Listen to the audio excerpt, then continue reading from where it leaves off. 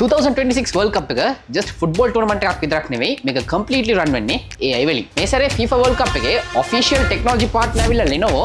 So එයාලා මේකේ පිටිපස්ස වෙන tech එක ගැන සම්පූර්ණ වීඩියෝ එකක්ම release කරලා දිනවා. මම ඒව ඔක්කොම තප්පර 60න් ඔයාලට explain කරන්නම්. පළවෙනි එක players-ලා ඔක්කොම camera ring room එකට අරන් තප්පර 6න් එයාලගේ 3D digital version එකක් හදනවා. ඒක තමයි මේ සැරේ offside replays පෙන්වනකොට player ගේ actual body dimensions එක තමයි පෙන්වන්නේ. So මින් පස්සේ ඔයාලට TV එක බලාගෙන argue කරන්න අවශ්‍යතාවයක් නැහැ. Number 2 දැන් ඔයාලට referee ගේ point of view එකෙන් match එක බලන්න පුළුවන්. ඔව් දැන් ඔයාලට referee ට කොහොමද match එක පේන්නේ? අන්න ඒ විදිහට ඔයාලට match එක බලන්න පුළුවන්. and Lenovo AI A footages ඔක්කොම stabilize කරලා දෙනවා.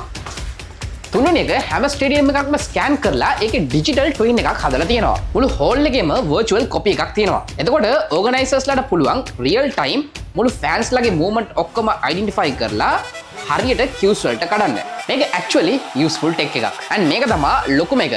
FIFA AI Pro. මේක 2000 performance metrics අරගෙන හදපු AI tool එකක්. මේකෙන් coaches ලාට players ලාගේ tactics, player stats, ඒ වගේම opponent players ලාගේ analysis ඔක්කොම දැනගන්න පුළුවන්. ඒ වගේම මේ feature එකට World Cup play කරන හැමෝටම access එක හම්බ වෙනවා. ආජන්ටිනා වගේ ලොකු team එකකටත් හම්බ වෙනවා. ඒ වගේම පොඩි team එකකටත් මේ access ටික හම්බ වෙනවා. ඒක තමයි දැනට පැවැත්ලා තියෙන technology advancement World Cup එක. and ඒක completely power වෙලා තියෙන්නේ Lenovo AI එකෙන්. so football ගැන කිසිම දෙයක් දන්නේ නැතුව FIFA Cup එකට විතරක් match බලන ඔයාලගේ යාළුවන්ව mention කරගෙන යන්න. peace.